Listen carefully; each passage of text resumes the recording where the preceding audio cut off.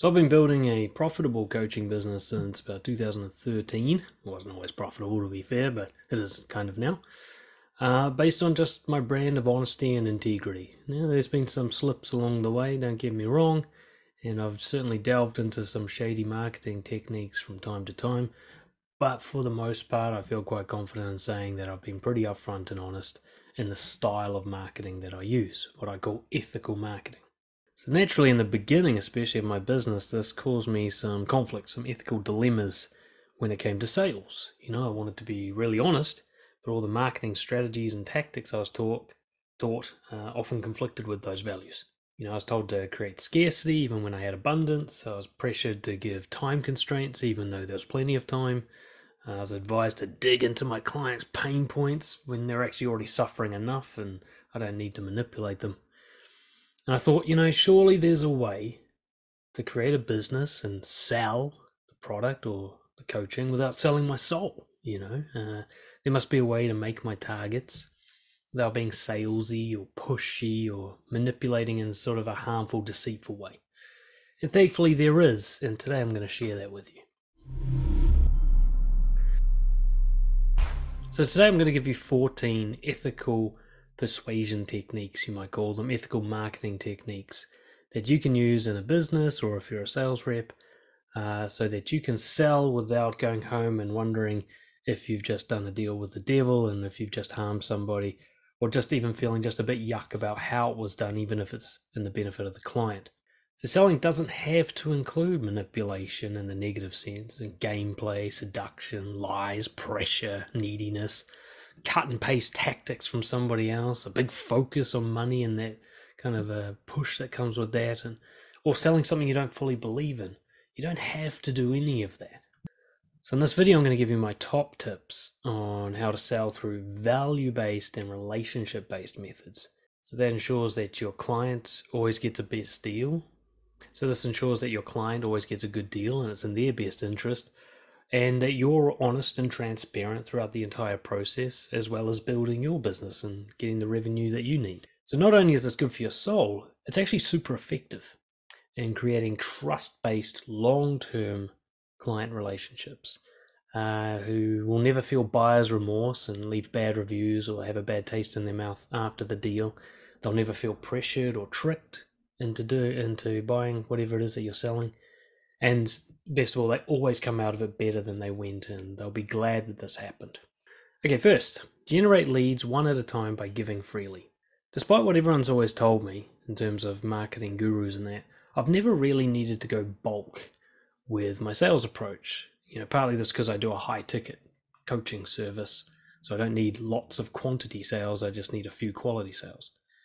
And that service requires building a long-term relationship, sometimes a short-term relationship, but a very powerful service-based relationship, a very valuable relationship. But you really only need to go bulk when you're doing something that has a very low conversion rate. All right, think of Walmart or the warehouse, these shops that sell crap, so they have to sell it in bulk for cheap, that kind of marketing style. So what I suggest straight out of the gate is that you're looking to give value. From free to sales, it should always be valuable. Like, there's no point in getting involved in sales with something you don't believe in and something you think is crap. So you can build intimate personal relationships one at a time with people that are unique, without templates or funnels or clickbait, and you actually get a much greater rate of engagement, what you might call a conversion rate. People are far more responsive, far more engaged, and over a long time period, far more likely to buy at a high ticket level than if you just go broad brush, template, funnels, try to get as many people as possible. Now bear in mind that sort of broad general approach, when applied in a certain manipulative style, can make a lot of money. But I'm talking about a style where you can go to bed at night as well and not feel that you've sold your soul to make that money. I see a lot of people, they sell all this high ticket stuff for bulk and they make millions and millions of dollars. But if you were to review their client success rates, you'd find that often they're quite low. They have a few winners and they have a lot of losers, a lot of people who didn't really get much out of it because it was just some program that has no personal touch to it and so on. So I'm not talking about that approach. That approach can make money, but wouldn't you rather make slightly less money and feel good about yourself? Because you can have both. Now, how do you build these relationships? Using whatever information you have available to you, find something you can do specifically for this one potential person who's in front of you that will improve their life. You know, if they're an artist, you might just compliment their work and give them some positive feedback, or you might promote it on social media to help them get a bit of a boost. If they're in IT, you might connect them with a high-profile agency that's looking to hire somebody who does their role right now. You know, if they have confidence issues, you might send them a video with some tips that will help boost their confidence. If they're a leader, you might mail them a copy of an ebook that you created with leadership tips and saying something like, you know, give me a call when you're done, let me know what you thought of it. These are just some random examples to open your eyes to, like, looking at the person, going, what would make this person's life better? And trying to solve that question. Not heaps better, just 1% better, 10% better. It's just something that, like, if you always communicate with them like this, they'll always want to open your email. They'll be excited to answer your phone call. They look forward to hearing from you. They know that it's always good news. That kind of attitude, not only does it make you non-needy because you're now in a giving mindset, but as far as they're concerned, you're one of the most valuable people in their life. So that's what I'm talking about in this next step, which is ensure that every step of the interaction benefits the prospect. Before contacting someone for the first time or continuing contact with somebody, always stop and ask yourself, how do I make sure this piece of contact improves their life, if nothing else happens? Right? Rather than thinking like, how do I make sure that this leads closer to the sale? Think, how do I make sure this leads closer to them having the life they want? That's the mindset that you need to adopt and eventually embody. If you make this your primary motive over getting the sale, you're actually far more likely to get the sale, so you don't need to worry about that. But more importantly, you're going to feel good about this part of your business. You're going to enjoy the fact that you spend all of your marketing time helping people. That's all you do, is make people's lives better. And some of them will pay you for further services and some of them won't. But regardless, none of it feels needy. None of it feels manipulative. None of it feels like you're trying to get something. And you can take that sort of pressure and that kind of disgusting yuck feeling out of contacting people. It can be as simple and effortless as emailing them a link to a study that they might be interested in. It can be something as intensive as writing a full report where you cover the performance of their website and gives them some quick tips on how to improve that. Whatever it is, just make sure they're always looking forward to your message. Always can't wait to hear from you. They're hanging on the edge of the seat waiting for your next video to be released. Like, you're turning them into a true fan without any tactics other than being valuable. And when you put yourself permanently in the giving mindset, which is the hardest thing to achieve, but once you achieve it, you go from trying to get something from them to creating something with them, and they will feel that vibe. And so when it comes to actually selling something for money, there won't be any resistance or objections that you have to overcome. You won't have to use tactics like time limits and constraints or discounts or anything like that, because you'll be working with them together to create something, right? They're going to be part of that, not something that you're going to have to try and convince them of. They will feel the difference. When I've had needy moments in my business goes down. When I put myself in a giving mindset, my business goes up. And it's ironic because when I'm most trying to get money, I get the least amount. And when I'm not trying to get money at all, I'm just trying to help people, I get the most money. I'm not the only one this happens for, right? I've consulted with a lot of coaches that apply the same thing.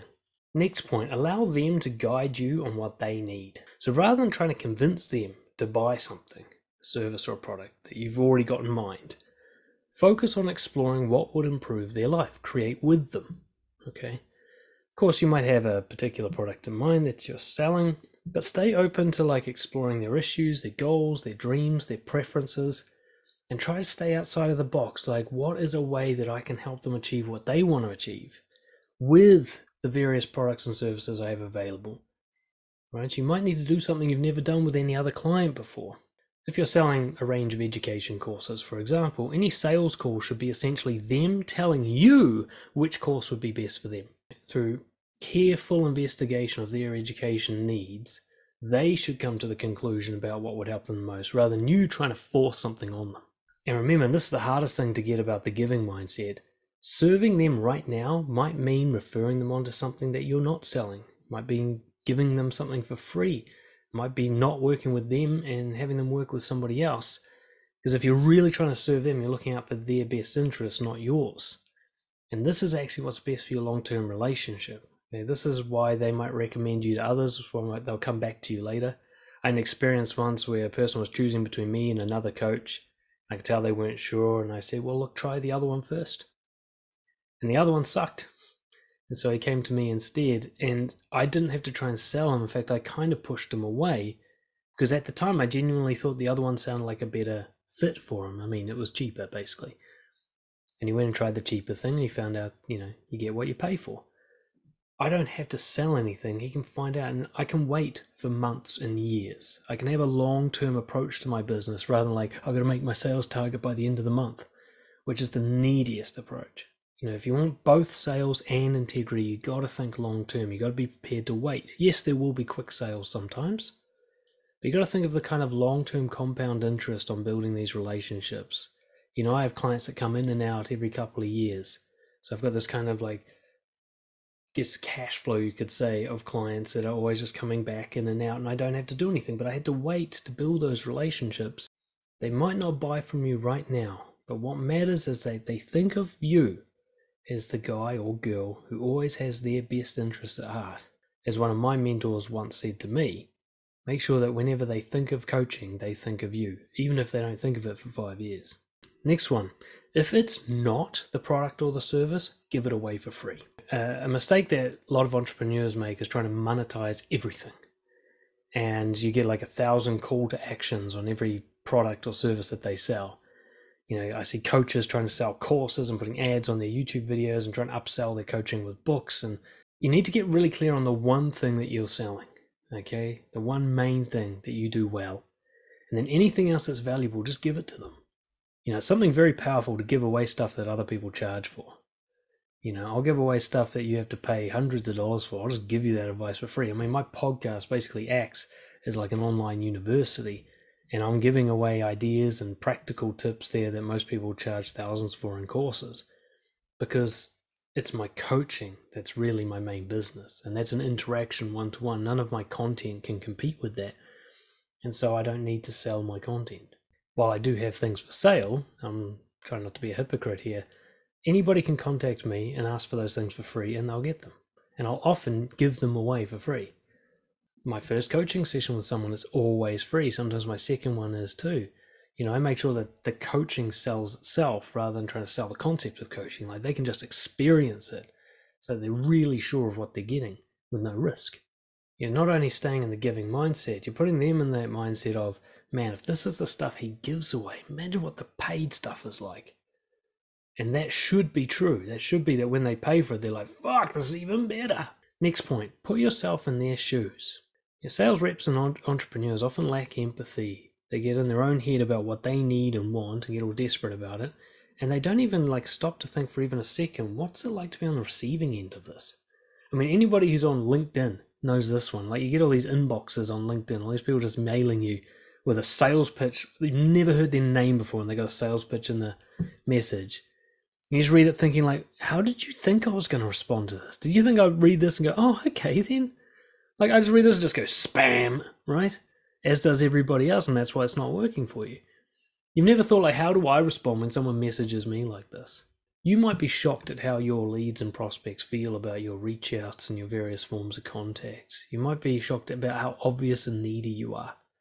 And that will explain your low conversion rates. You're trying to get the sale too soon. They've received no value from you. They don't know who the fuck you are. You've done nothing for them. There's no reason to trust you over the billions of other people in your industry. Why? Why would they respond to this unless they are really naive or really desperate?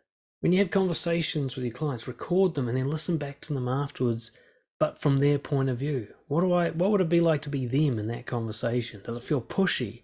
Does it feel needy? Does it feel like I'm being manipulated? Is there a sliminess to it? Because if you can notice that, they feel it tenfold. If you review the way that you contact people and ask yourself, how would it feel to receive this? And you don't come up with the answer, respected, served, excited to know more, then you're doing it wrong. Be transparent about your goals. One of the most obvious sales tactics is people hiding what they get out of it and pretending like this is all in your benefit. I hate when coaches, for example, are evasive about their prices. They don't list it on their website. You have to get into a third conversation before they bring it up. That's just so ugh to me. Like, I know you're up to something. You're pretending like this money thing doesn't matter to you, and I now know that it only matters to you. Like, you don't give a fuck about me. You're just trying to not tell me about the money so you don't scare me off, right? I mean, do they think I'm stupid? Do they think, like, I don't know what's happening here? Why hide it? I know what you're doing. You're just making it worse. I had a guy call me once about a potential book collaboration, or so I thought. 45-minute conversation. I thought I was going to be joining a bunch of authors to create a book. I thought it was a great idea. And then he started talking about the fee to be part of this book. I was like, holy shit, this is a sales call. I had no idea that this was a sales call. I thought this was a peer-to-peer collaboration. It took him 45 minutes, wasting my fucking time, getting me all worked up about something that was never going to happen.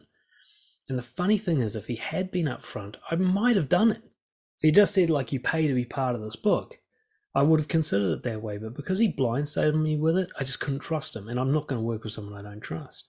You got to understand, it's actually preferable to your prospects when you say something like, look, I get a good commission if you buy this TV. In fact, I get a better commission than if you buy that one. But what matters is that you get the right TV for your house. So you tell me what's right. Don't worry about me. You worry about you. But just being upfront about what you get out of it. You don't have to be ashamed of it. In fact, the more shameless and upfront about it you are, the less weird it is for them. I always tell my coaching prospects how I feel about us potentially working together for paid coaching. I always have my prices listed on my website right out in the open so everyone knows what's up right out of the gate. I even let them know if I'm feeling particularly needy about money at the moment. Like if I'm on a first time session with somebody and funds are a bit low, or at least in my head they are, I'll tell them that and kind of warn them about it. So like, I'm a bit needy for new clients at the moment, so make sure you take that into account when you make a decision about working with me. And I'll try to as well. I'll make sure that we're a good fit and we don't take that too seriously. You don't need to hide what you're getting out of this arrangement. They probably know it already, so you hiding it just makes it weird and skeptical. People relax when there's no hidden agendas, when they know all the cards are on the table, they know what's coming. It's amazing how people sit in a coaching session just panicking, waiting for the sales pitch at the end. And if you tell them at the start, there's not going to be a sales pitch, I don't work with someone until we've had 2 sessions, so don't even worry about money right now. Oh, they relax, they can enjoy the session, right? Put it all out there. You'd be surprised at how understanding people are about it because they already know anyway. They're not fucking stupid. Next point, a practical one. Statements are better than questions. While questions can be a helpful exploration tool, most of the time when they're used in sales, they have a manipulative intent to them. They're designed to elicit responses that lead someone to a sale, or elicit information that you can use against someone to convince them into buying. And people know this. If they're being interviewed in some way by a salesperson, they know what's up. They know where this is leading. Statements always leave the door open for someone to leave. A question is like a hook. They have to answer the question before they can leave, that at least they feel compelled to. Whereas a statement's like, you can go anytime you like. And when people have that freedom like that, when people feel that relaxation of no pressure, no need, no obligation, they're actually more likely to pay attention to the service or product and make a decision that isn't based on like panic about money. You can say something like, what are you working on these days? Or you can say like, I'd love to support you with your current goals. You can say, which of our products are you most interested in? Or you can say, if you tell me more about your needs, we can figure out a product that works for you. Full stop. Silence. Make a statement, leave them to reply as they see fit. Talk to them like you talk to a friend rather than you talk to someone you're trying to get something from. And don't let them end up feeling like they're being dragged to a conclusion that you've already got in your mind. Next point, take your time. Rushing to make a sale, even if it's something your manager demands, it's quite counterproductive to conversion rates in the long term. Many people say no just because they're being forced to make a quick, high-pressure decision. Marketing psychology will tell you that people rushed into a decision are actually more likely to buy. That's not true. They're more likely to buy if they're respected and they feel safe and comfortable, and that does not come from being pushed. I know. Like, if you leave people to think about things for too long, they go cold on the idea, they get scared, especially high-ticket items, and that motivation has a tendency to have that half-life. People lose interest with each day that goes by that they're left to think about it. And there's a solution to this problem, and that is you never let them go away to think about it. They're either a yes or a no. It's never a maybe. So if they're not a yes, it's a no. This is a very powerful, patient technique. All right, so if somebody goes like, oh, I've got to check with my wife, I've got to look at my finances, I'm not sure, I'm going to compare it with a few other models, anything like that, you can just go, okay, that means no, and that's okay. All right, I don't want to leave you with a maybe because that would be a disservice to you. And this is really true, especially in coaching, but basically anything. If I leave you to think about it for a little while, what I'm really saying is I'm going to let you make an unconfident, indecisive move right now. Now, if you really wanted this, you'd be saying yes now. And you're not saying yes now, so you don't really want it. Now, it might still be the best thing for you, but obviously you're not in a position right now to call that shot. So let's call it a no so that you don't walk away promising yourself that you might get it and going for months or years procrastinating on this thing. Let's just say you're not going to. And if that feels good to you tomorrow, then you just keep living your life. And if it doesn't feel good to you tomorrow, you give me a call. But for now, I'm going to consider it a no. We're going to move on. It's done. You got to understand that a no is often not yet. All right. A no is yes, but only after certain things have happened, only after I feel more confident, only after other priorities are dealt with, so on and so forth. If you leave them at a maybe, that thing will never kind of get to the top of the list. If someone isn't sure about signing up to coaching with me, I explore why. Why do they feel hesitant? Why they're unenthusiastic? I tell them it's a no unless they change their mind, but I just want to understand why. I want to make sure that they walk away comfortable with the no. And if it's a financial problem and my payment plans aren't enough of a solution for that, I know that they really just don't see the coaching as valuable enough. My payment plans are affordable to just about anyone, so if they really wanted it, that would be enough. So it's not valuable enough to them yet, or occasionally they genuinely don't have that kind of money available, but that's very occasionally. In that case, if they're just not sold on the idea, I might give them another free session. Just go, well, maybe we didn't nail it this time. Let's try one more time. And if that doesn't work, then we know I'm not the right person for you. Or I might already have decided that I'm not right for them, and so on. Or I might say support them online. I might support them over a course of months or years to improve their career and improve their confidence and get them to the point where they are able to have coaching, where they've got that kind of confidence or that kind of bravery. But most importantly, when you end with a no, you're quickly cutting off bad fits. You're not going to be dragging along behind all these maybes, right? Any salesperson or entrepreneur knows the pain of chasing up and following up with someone only to find out they were never going to do it. And you might spend weeks, it might be dragging along because the person was just not brave enough to say no to you. It's better off that you say no to them if they can't say no to you, and you go find somebody else who's already warm. Next one, collaborate on solutions. Assume that your person already knows what's best for themselves and understand that they're going to co-create a situation. And if they do that, they'll be much more likely to purchase because it's something they've designed for themselves. Kind of like a person's more likely to enjoy a sandwich that they made piece by piece at the buffet than having to choose one from the menu that's got like 3 things in it that they don't like. So you might have a preferred package or service that you sell, but where possible, be open to modifying it for this particular person's needs.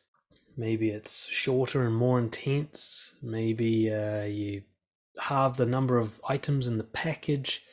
Maybe you offer a unique payment plan or a big safe refund policy. It's whatever this person needs to feel that this is the right deal for them. You work with them on it and show like, hey, all I want is for this to end with you getting what's best for you. You tell me what that is and we will try to make that happen. Now, you don't need to give discounts and compromise yourself and do stupid shit for your business and make poor sales. You can have your boundaries too, but you work together on it. Like, okay, it has to cost minimum this is the minimum I'm going to charge you. So if you've got a money problem, it will be at least that, but how do we make that work? Payment plans or, share this with a friend or whatever. I've done all sorts of crazy stuff with coaching. I've had 3 guys share a coaching package. They all had the same problems, but they were all broke. So they chipped in together and just watched each other's sessions. I've done groups, I've done workshops, I've done pay by donation. I've done all sorts of little bits and pieces. Some of my clients only see me for half an hour to 45 minutes. Some it's 90 minutes every single time.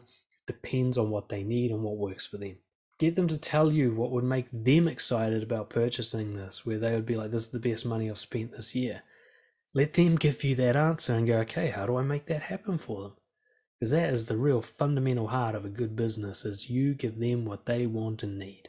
Like I said, I've got to reiterate, this does not include giving discounts. Just because a client's pushy about not paying as much and because they're tight with money. Use payment plans, all right, if they've got issues. Make sure they're paying the whole amount, but maybe it spreads out over time, maybe even with fees. Don't degrade what you're selling just because somebody's a cheapo. If somebody really values it, they will pay full price one way or the other. Next one, slow down on a yes and respect a no. A good reason that a huge amount of online sales die in the shopping cart phase, that checkout phase, leaving virtual items trapped forever on the internet purgatory, it's because they get excited about purchasing something until it gets time to part with their cash. And then they get really fucking nervous because they were rushed on the yes and they didn't have time to like really think it through and come to peace with the decision.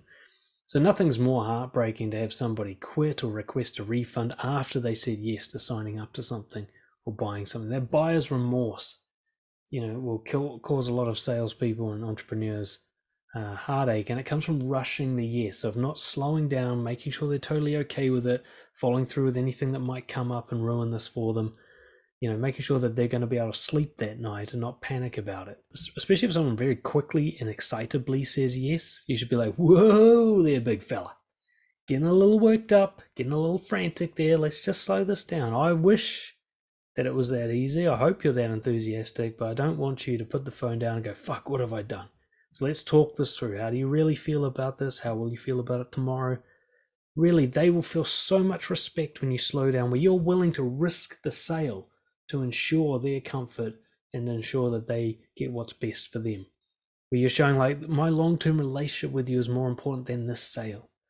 I'd rather that you end up saying no because you realize you panicked into a yes and maybe buy something from me a year from now, then buy this and hate me forever for pushing you into it and allowing you to make an impulsive decision, or for like backing out, getting a refund and being too embarrassed to talk to me ever again. I don't want those things to happen. This is about you and me in the long term, so let's make sure that this doesn't fuck that up. So you explore potential barriers or changes of heart that might come up. You ensure that they have the support needed if the panic sets in, for high ticket sales. Make sure they've got a chance to really play with the thing, to know what they're signing up with, to get a good sample of it, a good taste of it, so they can feel sure that they're going to get their money's worth. Ask them what would make them feel sure that they got their money's worth. How do we guarantee that they walk away from this thinking, at the very least, I didn't waste any money? Just make sure they fully understand what they've gotten themselves into. Like, most salespeople stop at the yes. I'm like, dude, you're halfway at the yes. There's a whole conversation to happen after that yes to make sure it's all good. Right? This is your long-term client. You're going to be working with this person for years. You might even change businesses, and this person will remain a client through a range of products and services because they like you. Right? Think long-term. Nurture that relationship. Nurture this person. They might be... I've had clients at my fucking wedding. Okay, clients can be friends. There's no problem with that. Focus on that friendship and that connection rather than this one sale that you're desperate to get over the line so you make your commission. You'd be amazed at how many people say yes to something, like a high-ticket item, and they haven't even checked with their partner, right? And their partner has no idea this is even going on. The partner's going to throw ice water all over that shit. Isn't it better that through talking with the person that might happen, and you go, well, bring your partner on the call, let's talk with her about it, let's make sure that this is okay for both of you. I'm not going to do something that hurts your relationship. Bring her out here right now, make sure that you're not leaving them to try and sell the thing to her and they don't even know who you are, and this all just sounds like a scam to her. Which leads to my next point: delay gratification, focus on long-term relationships. Okay, a short-term yes can really cost you in the long run. Any successful business owner will tell you that repeat business, repeat clients is the keystone to a good business. All right, try not constantly get new people all the time. That really just doesn't work in terms of cash flow, in terms of enjoying your job, in terms of feeling like you have any sort of connection with the people you serve. Right, like my coaching business is now almost 50% repeat clients. And that number gets bigger every year. I look forward to a day where I'm barely ever working with new people. I've got so many people repeating. They might only come back every couple of years, but there's so many of them that they fill up my calendar on a kind of like staggered rate. You've got to have a patient mindset for that kind of thinking. I might have a first-time trial coaching session with a uni student who makes $5 an hour fucking selling kiwi fruit on the side of the road and is in debt up to his eyeballs and doesn't even know what he wants, can't afford me at all. That's okay. because in 5 years' time, I'm going to be talking to him. In 10 years' time, when he's a successful banker, I'm still going to be talking to him. I'll be his coach when he's ready. I'm already his coach. He's just not paying me to be his coach yet, right? I'm locking that in now. I'm like, I'm going to be like, if he ever thinks of coaching, he's going to think, fuck, Daniel has always been there for me. Not only does that help my business, it feels good for me. I help these dudes out when they can't afford me, so they become someone who can. We're always in a win-win situation here. So remember, the primary focus of every interaction is they feel powerfully served by you in this interaction. Even if that means you lose a sale today, that's still the focus, right? Your name should come up in their top 10 most respected, most valuable people in their life. That's the real aim here. Surprise them with your willingness to be patient. Surprise them with being able to meet them where they are rather than trying to force them to where you want them to be. Stay focused on what's best for them right now rather than your sales target. It will pay out as well, but it just feels better. And in the long term, they come to you again and again. If one of my clients says, I think I'm ready to take a break from the coaching, they're always a bit nervous about ending it because I have a subscription model where you just choose when it ends. It's not like packages. I never try to convince them to keep going. I never challenge them on stopping or anything. I'm like, sweet, bro, time to play it on your own for a bit. It's such an easy process to quit my coaching. I make sure that they go, oh, fuck, I was nervous for no reason. That's fine. And so that when they're a repeat client and the third time they're telling me that, they're like, all right, Dan, I'll be taking a break for a couple of months and then I'll let you know how I'm going. I'm like, sweet, bro, stay in touch. Have a good one. And it's just so casual and easy. Both signing up and signing off are really easy processes for them. And I never make either of those a high pressure, difficult, emotional situation for them. I used to fucking hate when coaches did that to me. I'd be coming up to the end of their 12-week package and they'd say something at week 11, like, next week we'll talk about our future together. And I'm just like, all week, like, oh God, so warm in here. So fucking no, I'm not looking forward to this conversation. And then they'd challenge my need to work on my own for a bit or whatever I said to them. They'd be like, sure, that's not an excuse. And what happens if we did work together? And, what's the return on it? I'm just like, dude, leave me the fuck alone. Your coaching was actually good, but now you're making me not like you, right? Now I feel like I'm just another client to you, just more money in the bank. It's really important they always feel that you're listening to them. Now, sometimes they're going against their own best interest, and you always got to be honest with them about that. I have no problem saying to someone like, I actually believe you should be signing up to coaching with me right now, and I think you know that. But if you say no, I will respect it. So I'm not always going to accept what they say as true if I don't believe it's true. But if I do, hands off. I always trust that they know what's best for themselves. I'll just also, call them out when I know they're lying to themselves. So when someone finishes with me, I congratulate them on graduating. And I genuinely mean it. I hate it when someone comes to me and they said, I've been in therapy with the same guy for 4 years. I'm like, 4 years? Why won't he let you go? Right? Now, I have had some clients who work with me for a long time, but I'm always checking in with them. Like, have you had enough? Do you want to take a break? Whatever. Only keep doing this if it's way more valuable than not doing it. And for me, it's a mark of success if they really feel like, I don't need the coaching anymore. I'm fucking crushing it. Great. That means I did my job well. The irony of me doing my job well is that they don't need me anymore. Now, they can always come back. There's always more advanced coaching they can do. There's always quicker progress they can make. I'm always going to be providing value to them. So go now. Play on your own for a bit. Come back to me when you're ready to go to the next level. And you can do this with any sort of products or services or whatever. Someone buys a camping kit. Well, go camping. See how it goes for you. And then let me know what you need after that. Rather than let's upsell this right now because I've still got you on the phone. As I already kind of intimated, the next step that I've got here is be direct when your product or service is the best for them. So a lot of the steps I talked about sound like maybe I'm holding back on the sale a little bit compared to sort of more pushy and aggressive marketing tactics. But it's as important that you sell shamelessly, directly, firmly when you know it's right. You shouldn't hesitate to tell someone, look, given what you've told me, this coaching is what's best for you. Right? Or given what you've told me about your needs, I really think this product is the thing that does it. I can't think of anything better than that. And I would tell you if I could. I really think we should start working together now. There's no reason to wait. Now's the best opportunity. As long as that's true, and you're always honest with them from the start to the finish, they'll understand that that's not a sales tactic, that that's just you being real with them. If they also know you're the same person and say, I don't think it's right for you right now, I think you should look at something else, I don't think this high ticket offer is going to be best fit for you. If they know that you'll also say that when it's true, then they'll trust whatever your advice is. So sales becomes really easy because you can just go up to someone after building a relationship with them and go, okay, now's the time to do it. Yeah, here's the link to buy. And you don't have to do any like tactics or talk them through it or NLP techniques or any shit like that, because they just trust you, because you've always been honest with them, because you've got fucking integrity. And I suppose it's important to mention yet again that all of this stuff is really hard to do if you don't believe in what you're selling. So maybe I should have said this more a bit earlier, but if you're selling something that you think is crap, that you don't think is valuable, that isn't the best option for someone, change your job, okay? Find something that is and sell that instead. This gets a lot easier when you're like, fuck, I wish more people had this product or service, right? Then it's really genuine when you recommend it. You don't have to like trick yourself into it first. You know, the best arrangement is whatever it is that you're selling really is the best way to support someone in your niche with their specific problem. Like, I've got videos and courses and books and everything, but none of that is as helpful or as powerful as my one-to-one coaching. So I have no shame in selling the coaching and saying my paid coaching is the best thing you can do with me. All the other stuff might help, but none of it will compare to this. I can say that honestly because I know that's true. So when it is like that, you have no ethical issues escalating or upselling to the main product.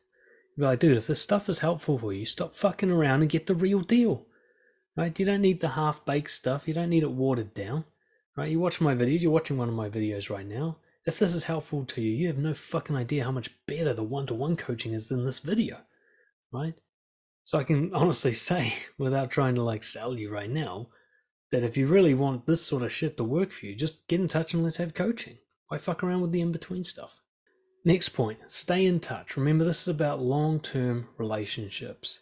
And it's bizarre to me how many salespeople and entrepreneurs focus on new leads, right? And they panic about it. They pay for weird services that rip them off to get these new leads all the time. And the whole time I'm just like, dude, a majority of your work should be repeat contact. Most of your contacts should be people you've already spoken to. A vast majority. You know, you contact people who are already your clients first and foremost. Make sure they're happy because they're the ones actually paying you right now. It didn't end with the sale, right? They are supporting your business. They're your main people. And if you just want to even think strictly about sales, they're the most likely people to buy again. So if anyone should be served, it should be the ones who are supporting your business, right? They should get the best of you. Rather than like, okay, they're locked in, fuck them, moving on to another number. That kind of attitude, they're going to feel that. So current and ex-clients, get your primary contact. And then after that, it's anybody who's highly engaged, anybody who gets a lot of value from you. Just because you didn't make the sale on the first call doesn't mean you dismiss someone. You just keep on serving them. You stay in the giving mindset. Sure, with your limited time, you kind of categorize them. Some people only touch base with every couple of months because they're very cold right now. And others are really hot. You're going to call them once a day, whatever. You base it somewhat intuitively on what's going to be best for your business as well as what's best for the relationship.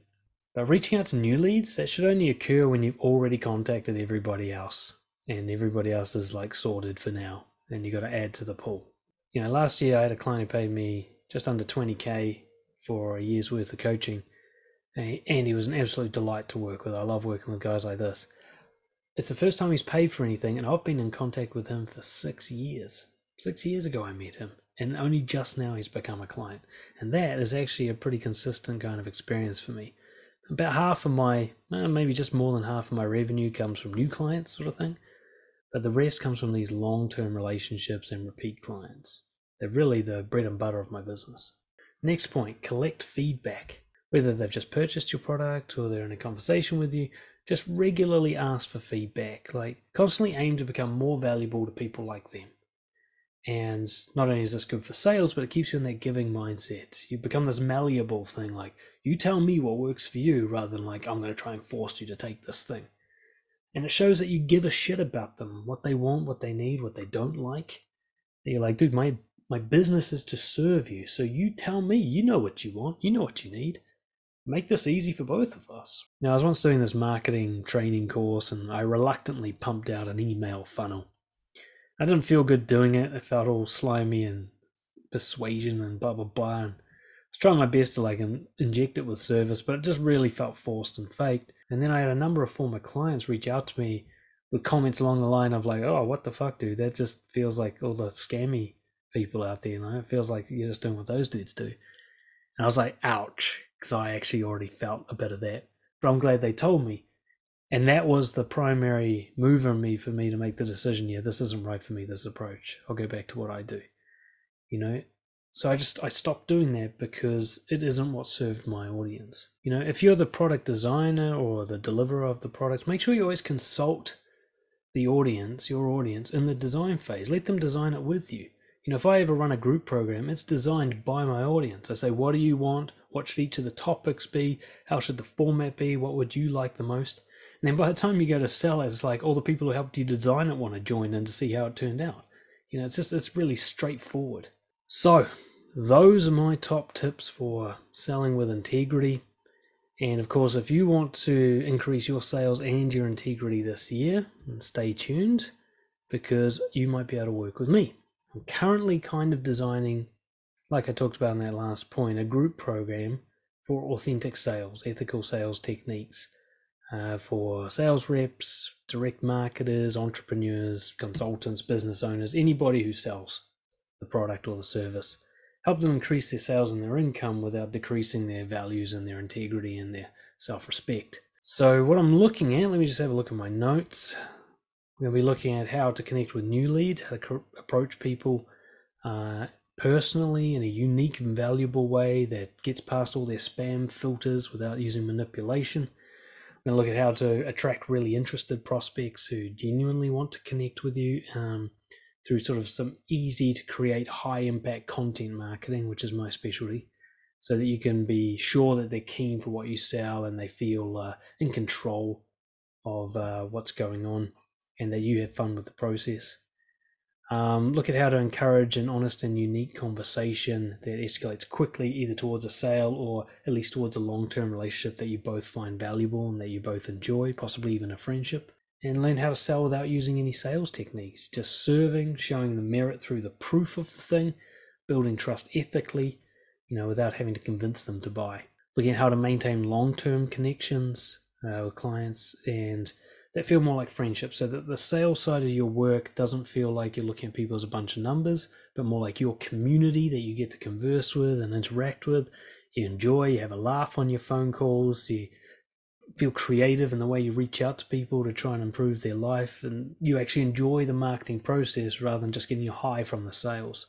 And of course, overall, just how to become that person where you're the only one they think of when it comes to what you do. Like if you're a coach, you're the only coach they ever think of when it comes to coaching, when it comes to thinking about it for themselves, recommending it to others, sharing work on their social media. They only think of you. They become true fans. If you're a mechanic, when they have car problems, your name comes into their mind immediately because you've been so helpful when it comes to cars in the past.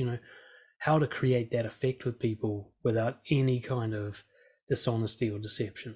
So I haven't fleshed out all the details yet. I'm not even sure if I'll go ahead with it, but it'll be some sort of combination of discussion and courses and one-to-one coaching in a group environment. So if you're keen for that, let me know, dan@brojo.org, and if enough people are keen, I'll put something together.